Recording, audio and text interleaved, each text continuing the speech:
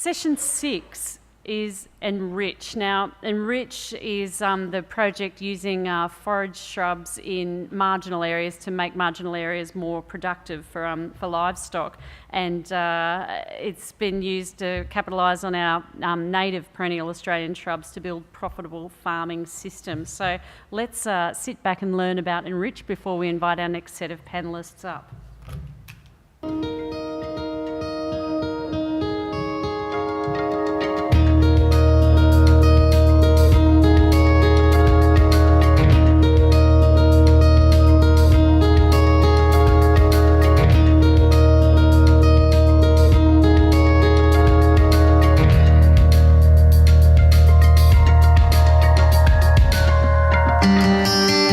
Enrich was a project that was really about giving options to farmers with grazing systems that could tolerate a series of challenges that often confront them, and that's climatic, rainfall patterns and land capability. So options that really try and as much as possible remove the word marginal from the farming language. We're looking at what can be troublesome parts of the landscape where forage shrubs actually perform really very well, and in so doing provide a feed resource for livestock and manage the landscape, reduce wind erosion, manage water balance better at the same time. We started off looking at about 100 species of shrubs to see which ones could perform better under a whole series of different conditions, and then have really started focusing on a smaller number of plants that are pretty widely adapted across a range of different soil types and climatic regions.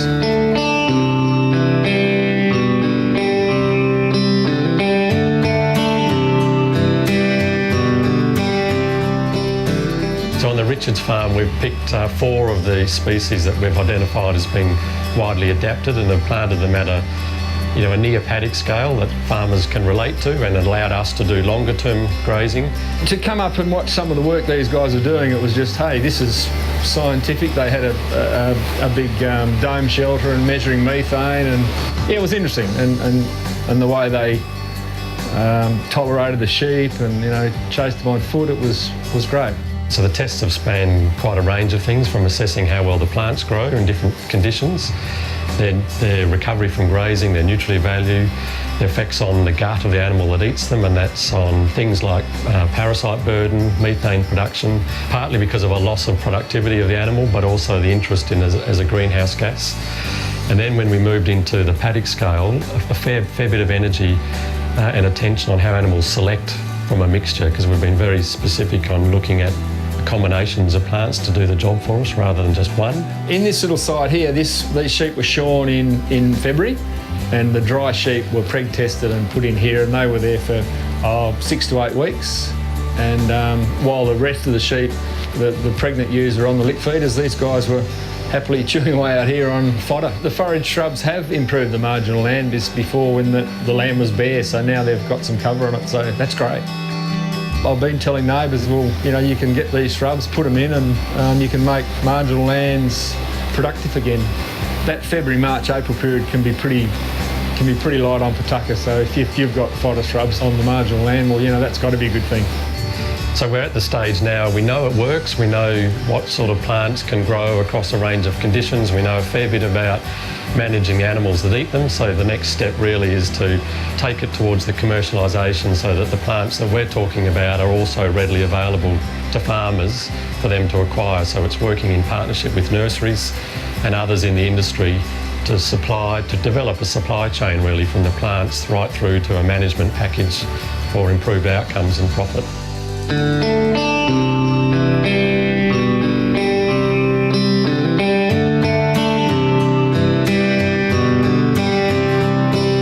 The objective of this project is to improve the nutritional value of saltbush. So most of the saltbush is used by farmers across Australia are gained from wild populations. We know there was a lot of variation in nutritional value, and we just wanted to select lines that have higher digestibility or higher energy values, are preferred by sheep, and that means they've probably got lower secondary compounds that aren't so good for animal production. For us, our saline land had basically no value whatsoever. It wasn't sustaining any pastures, and we started off really with a bare paddock because we weren't even managing them as separate grazing units. The saltbush now and on our farming system, we've got about 20% of our farm is salt affected, and about half of that we've now got established in perennial pastures, and it's probably allowing us to run 15 to 20% more livestock than we would otherwise, and definitely it's allowed us to reduce the overall risk in terms of our farming enterprise. So we started with 60,000 shrubs that have been collected across the native zone of Australia, which is right through the middle of Australia. We collected from 27 sites. We grew them out and we assessed the plants for laboratory measure of nutritional value and relative palatability to sheep. And this is probably a world first, using sheep in the selection criteria for a new plant. And interestingly, the sheep at each site seem to prefer the same lines, so very consistent messages from the livestock. We're really starting to look seriously at applying it to our less productive cereal land, like the high acid and non-wetting soils that we've got a proportion of the farm. And with tight economics now in grain production, we're really looking for other uses for that less profitable portion of the farm. We're now down to 5 clonal lines, which we're putting into a commercial or semi-commercial release for research purposes this year. Now we've got to the stage where we've selected some elite plants which have definitely got a quantum of improved productivity from the original plants that we were using. This is actually giving me a new shot of enthusiasm, and I'll be out there re-establishing new plants. To see them now in the nursery, to go from 17 small sites to 200,000 plants in a nursery is really exciting, a little bit daunting, but to see farmers like Tony getting really excited about it really makes it worthwhile. I've found it a very satisfying, collaborative process. I think we've been able to help them make the decisions and direct the research to some extent, and I've certainly gained a lot from their depth of knowledge. So it's been of mutual benefit, and it's been thoroughly enjoyable. And that's been really the most exciting part of the whole project, seeing the willingness of landholders to adopt and try and explore with us instead of waiting to the end. There's never an end, it's to explore with us along the way. And that integration of everything that we've tried to do in partnership with farmers led to the Eureka Award, which is really quite exciting for all of us to, I think, be recognised for integrating so many different things across a large area with so many different people. It was a really nice recognition of that. It just gives us that feed fill in the March, April, May period. You know, those salt scolds have now got some green growth on them, so the sheep are loving it. So yeah, it's got to be a good thing. Certainly the perennial pasture farming systems is really something that we all should be looking at very seriously, particularly on those marginal soil types.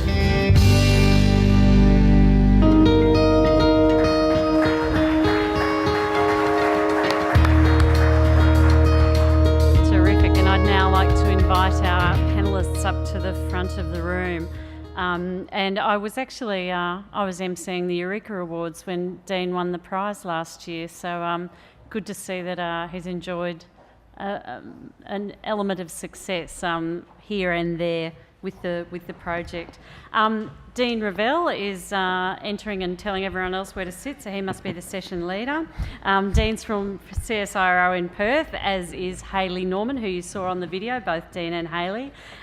Tony York looks much more dapper without that cap on, and minus the facial flies that were ever present with you and many of our other actors today.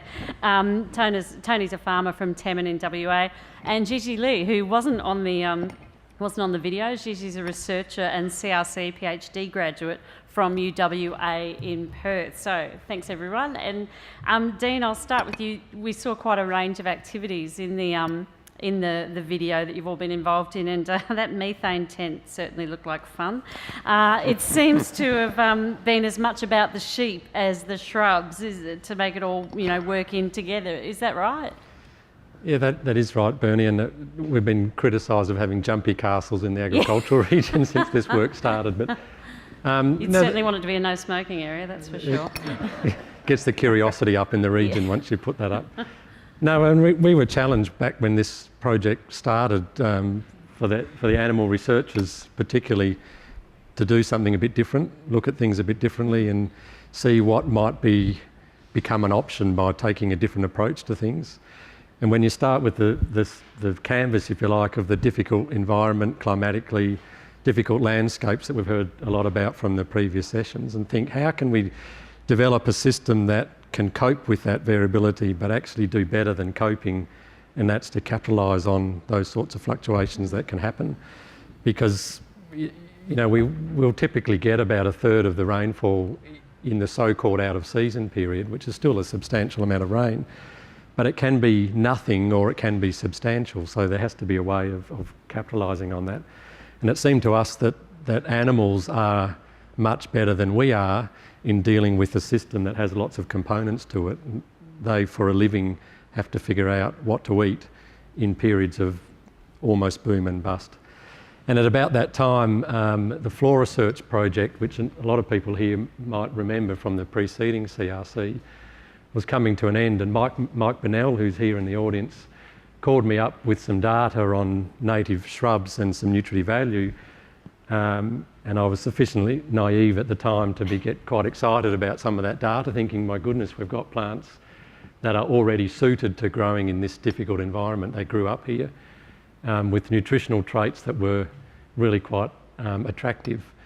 We know that we probably were a little enthusiastic with that early data set, but a bit of naivety at the start, I think, can be a good thing, because it got us going and really started looking at ways to incorporate these plants and using animals to make decisions. So it's really about using plants suited to our climate. It's it sounds a simple statement, but it's a little different than of working hard to adapt plants to us. We say we've got plants that are already adapted. What do we have to change in our management to make use of their characteristics that they bring to the farming system? And the real emphasis of our program was to look at the livestock. How can animals capitalise on the traits that those plants bring? And on that front, as much as it's nice to say all those things, the need for them to be productive and profitable is absolutely front and centre. And so we've shown on a number of occasions that animals are able to gain weight at this time of year without necessarily being hand-fed, supplementary feeding. So what we would say is that the animals are still supplementary fed, but they're doing it themselves. The shrubs are supplementing the intero pasture, the intero's supplementing the shrubs, and you get the two together. And it's occurring at a time of year where Tony and others will be getting ready to crop. They don't really want to be hand-feeding sheep, so there's other bonuses too that capture it. And if I could, living up to everyone else's struggle up here, we're too far away. If we go to the next one too, Jean, the other thing that we showed early on was that the plants that we put into the system, the better they are, the better it is for the farming system. But I can assure you, at 3 sites, the sheep pretty much selected amongst saltbush provenances in the same order, and they selected ones with higher digestibility, higher crude protein and lower salt. So the sheep allowed us to shortcut that process. We now have salt bushes that have 10 to 20% higher digestibility, and it also happens that they produce more biomass. Do the ones that they were selecting, do they look, can you see a real difference in looking at it? How are they telling which ones? No, you can't. It's really, they really are tricky. wise, the wisdom They really of are the wise, sheep. and you can see them walk past a shrub, taste a shrub. Sometimes they just smell it as they walk past, and they'll come back and take that one. It's quite powerful. And we now have one particular line of the 12 we're working with, and every single trial, every single producer phones me and says, what's going on with clone 35? The sheep have eaten the lot before they've started on anything else. Yeah. So So quick ramp up 35, get those seeds planted. In terms of, you said those numbers, the 10% decrease in whichever, that was going to lead to a doubling in something increase else. in digestibility. Yep. Are you at, sorry, it's been a long day with a lot of numbers. Are you you're still at too early a stage to see any of those outcomes, or? We've certainly just finished an animal house feeding experiment where we've seen those differences, but we're still ramping up the on-farm, so we haven't demonstrated that on-farm yet. But you're confident that you can do it definitely in the animal house level. That's fantastic. Tony, it was great that you were so excited about the and still are. What are the practical advantages to you in collaborating in this kind of research? Look, I just need to say something first as a farmer. It's not a surprise to a farmer that the sheep might know what they like to eat. So to actually be using the animals in a way, in a selection process, makes a lot of sense to me. So it might be new to research, but not to on-the-farm practitioners. Well, I'm saying the laboratory affirmed what the sheep already knew, not the other way around. Absolutely. Correct. Look, for us it's all been about risk management and a farming system. We're still running livestock in a mainly grain-growing environment, and we've had the luck, I suppose, of having 20% of our land go solar, therefore unarable, and therefore a wasted resource with a kind of a no-lose investment scenario being put towards us. So 30 years ago, or whatever it was a wasteland, as I said, and we couldn't lose by whatever the investment was. If you waited long enough, we were going to get our money back. And it has allowed us to continue to run a much higher proportion of livestock than many of our neighbours. Many of our neighbours don't even have livestock now.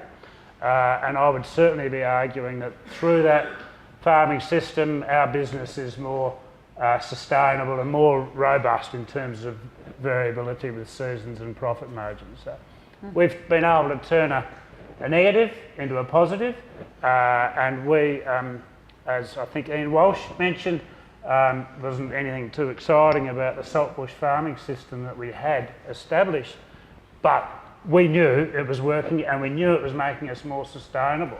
And for many years we've been saying, just give us some new plants, we want better plants, and here we are, we've got them, and I think it's an opportunity to really ramp up that productivity of those non-arable, low profitability cropping areas of vast areas of Australia, that we can get back into it and really make a big jump in productivity for that unarable land. I mean, I'm prepared to say that I can't see why these saltbush plants can't go back to a lot of the traditional pastoral grazing systems that are in existence throughout Australia. If you think about where these plants have come from, some of the best of them have come from national parks and reserves that have never been grazed. So in my mind, maybe those plants or some plants like that were already out there in the pastoral regions 150 years ago, and plant survival has selected for unpalatability and to stay there. All the good stuff's been eaten out. So I can't see why this plant may not be able to be re-established. A Darwinian take on the saltbush of the National Parks of Australia. Thanks, Tony. You've taken a lot home from this involvement with the CRC, I can see. It's great. Yeah. It is. Dean, you made the point in the opening slides about capitalising on the characteristics of Australian shrub species. What does that mean in terms of what you needed to find? So we would typically measure maybe half a dozen things when you assess a plant for what it will do for an animal in terms of its nutrition. But a plant will have hundreds, if not thousands, of components to it. And it's many of those other things that allow the animal to do what Tony knew long before we did. And they are mobile biochemical analysers, and they are always integrating what they're receiving. And we've, for too long, ignored the things that weren't measured in a laboratory, which are potentially very powerful to the animal in influencing what it selects, and when it's at the right dose, being quite beneficial to its own health, particularly the way its gut functions. So there are literally hundreds of compounds that we don't know enough about. The idea in sort of getting to a farming system is to say, as much as we want to know how it works, we aren't always going to fully understand the power of the sheep decision making, but they can be our informants if they are familiar with all of the options in front of them, that we need to provide them with the choice for them to make those selections, rather than us trying to be too clever and saying we need 10% of that and 14% of that, etc. So it is capitalising on what an animal can do and getting more benefit than just straight energy and protein, which might be a conventional way of thinking about a plant. And Gigi, in your PhD, you worked on a plant that might be effective in helping reduce methane production from livestock. Can you tell us a bit about your main findings? Okay, thanks, Bernie. In my PhD study, I used Uramorphina glabrous to see how it reduced the methane production. And what we did preliminary, we screened about 100 plants shrubs around Australia, and Glabro shows it has potential to reduce methane production. So I test this plant from the lab and then to the real animals. And this work was one of the few experiments that actually convert the lab evidence on the real animals, and with the very positive result. What kind of reduction did you see? It's about 10% of methane reduction. Okay. By feeding Glabro, about 15% in the whole diet. And how do you think that might translate in the field? I mean, you tried it in real animals, but out on a big scale in the field, what sort of reduction do you think you might see? Well, in the real field conditions right now, we haven't actually put on a farm conditions. I don't know what's going to happen. But the good thing is, because my projects already show that Glabro is effective at low including levels in the whole animal diet, it's effective not only with the methane reduction, but also it maintains animal productivity, which is important to farmers. So in a bigger scales, it's fitting the principles that animals actually select a range of plant and or shrubs, and this can give them multiple benefits out of that. Yes. And if we put Glabros on the farm scales, it's good thing is we only need to plant maybe tiny bit of that instead of growing a whole lot.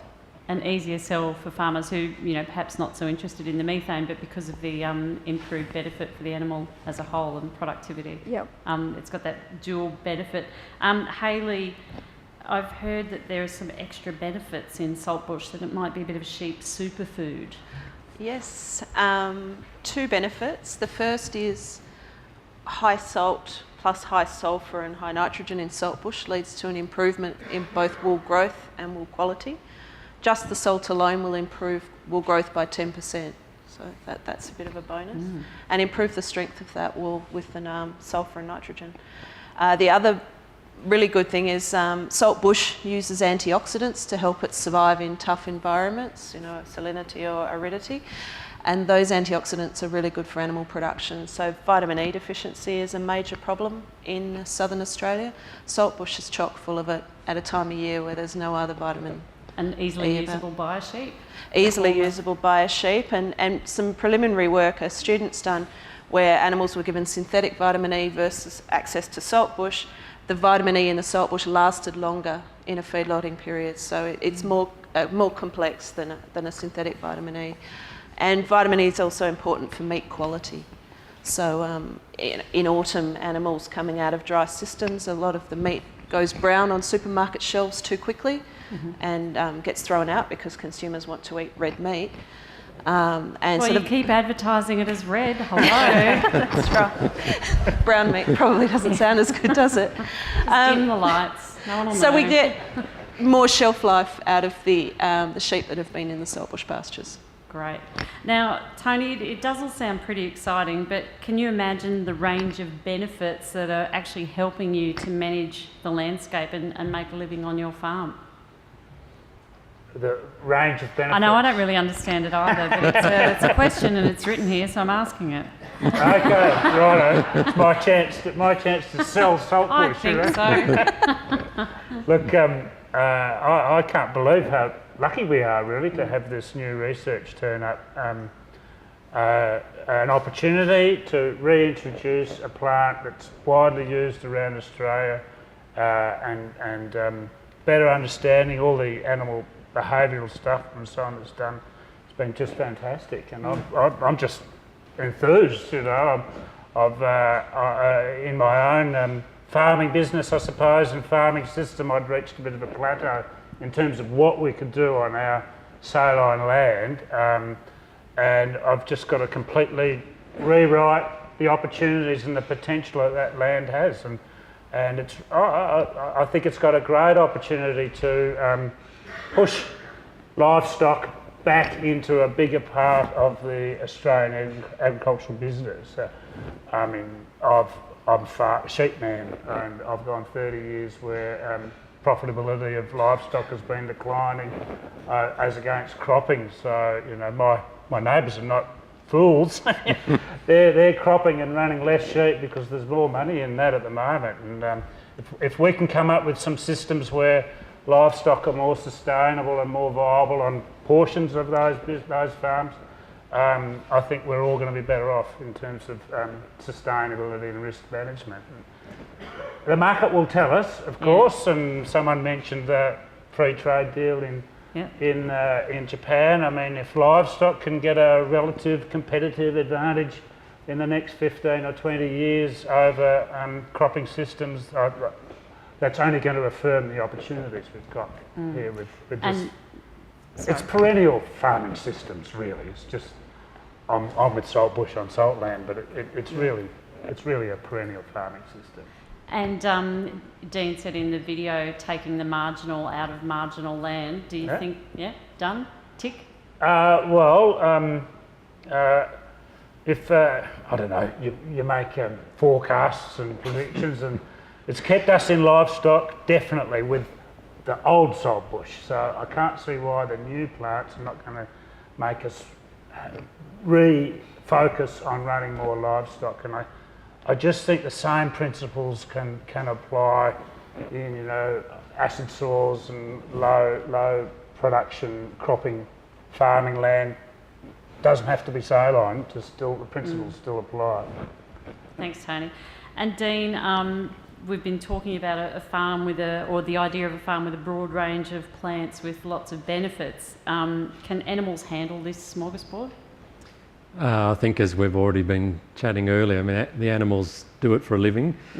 So the only job for us to help them with is to make them familiar with it, with all of the options, because they're very good informants. Haley's used them as informants of the quality plants, but we wouldn't send a secret agent out into the field unless we trained them to know what it was that they were making an assessment on. So we have to allow animals to learn about the options, and that there's a grazing management component there, but once they're familiar with the choice, they can very much do it. And I think the other thing I'd just throw in, that, you know, from hearing Tony and others talk about the farming system, the neat thing is that we're not talking about having to revolutionise every square kilometre of the landscape. It's strategically picking areas where the other opportunities are not stacking up. And it's really all about where you're doing it and the timing of those extra nutrients in the season. And if we are looking at building livestock systems back into the mixed farming, we have to have a forage system that is reliable. Because the worst thing you can do is get back into sheep, for example, and then hit a drought and be back, you know, worse off than you were before. So the kind of work that you've done with farmers like Tony, where it's been very much collaborative between researchers and producers, with the winding up of Enrich down the track, is are farmers do they have the resources to make the decisions without the companionship of the researchers along the way? Is enough work done? That's not on the paper, I just asked that. Sorry. We will see. Like the dollar will, you know, profit margins will drive it. And I think farmers are pretty open to, you know, being more profitable, and if we can sell the story that this is going to work, it's got a chance. Yeah, I think we'll manage it, and we'll pull the researchers along with us. Great. So let's open up for questions. We've got the microphone ready. If you have any questions for our panellists, they're more than happy. We've got one down the front here, two down the front here. Do we have three? Three, going. Cheers. Richard first. Probably Tony, I think. Into the mic a bit more. Oh, sorry. Richard, Not used to using these. Tony, just Landline's story on Sunday this week with Sean Murphy looking at the closure of a farm that's reliant on cropping. And do you think this research could move into that type of, and assist those type of farmers who are on the borderline now, given the risk profile of cropping? In particular, I mean, in light of the WA Ag Minister's comments that essentially these guys will just have to go and grain farming will have to get bigger. So I just want to hear your personal thoughts on how this farming system could improve the underlying business model for those farmers. Look, I didn't see the Landline story, so I'm reading what you've said, giving me a bit of a feel. But definitely in Western Australia, we've got a marginal, grain growing region. Last year we had a record crop in Western Australia, which included 10% in our marginal grain growing areas that had well below average crops. So we did it without them, basically, in terms of grain production. There's plenty of,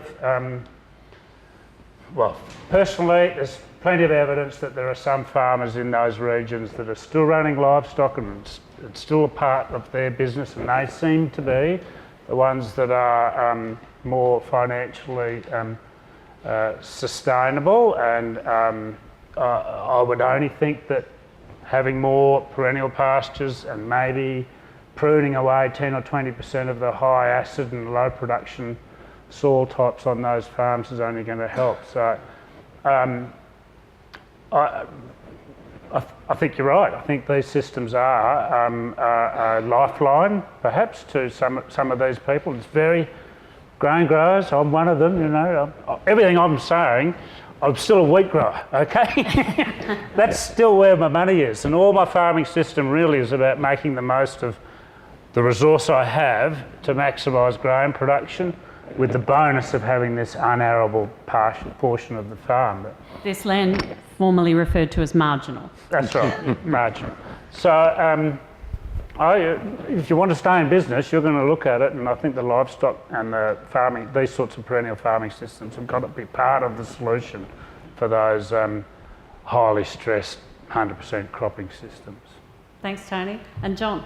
John Bartle, just to get to the pointy end of your last comments there, Tony, if your good agricultural land, good cropping land gave you 10 units of profit or value, and maybe the old degraded salt land gave you 0 units of value, where would you be on that old degraded land if you put in the old saltbush and then the new, and compare that to the new saltbush as well on that scale of 0 to 10? Righto. So We might need Kate. Good guess. Highly degraded was probably a 2 on the highly degraded land, from 0 to 2, with 10 being the really good non-saline, highly productive cropping land.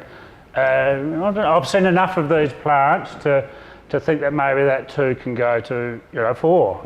Everything Hayley says is, I should be able to double my production on a per hectare basis, and all of the benefits I get in a whole farming system by using that land, I think will be accentuated if it's better.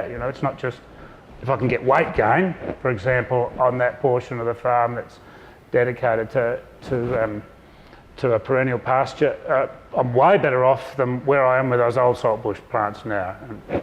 So I don't know whether that helps or not, but that's the kind of in my head where I think our business can go. We've got another question to get to over here, but Hayley, no one else could see it, but you're doing some imperceptible nodding there as Tony was speaking. Was that polite, or do you back up his 2 to 4? I'm thinking of going into politics. Okay, well, you've got the right head movement then. Thank you. Just keep it close to your chest, and I'll let you answer that in your own time. Yes, the next question. Ed Barrett Leonard here. What are the in terms of, you know, the future of Enrich and how it goes forward from here? What's the potential role of commercial nurseries in pushing that forward after the CRC winds up? I'll have a first crack and then pass to Dean. Certainly, we are working with commercial nurseries. They've been our partners the whole way through the project. So there are plans to commercialise the saltbush cultivars shortly, maybe as early as June. Our future aim is to develop seed lines from these things which will reduce both nursery costs and potentially open up direct seeding. And I think there's some industry support behind that. So I'd say a rosy future and for the other shrubs. Yeah, absolutely, Ed. On the other species that we've been looking at too, it's very much now at a point of saying these are the attributes they bring, but they have to be readily available at a price that makes them a true option, and that has to be working with the nurseries. And as Hayley said, we are making that step already.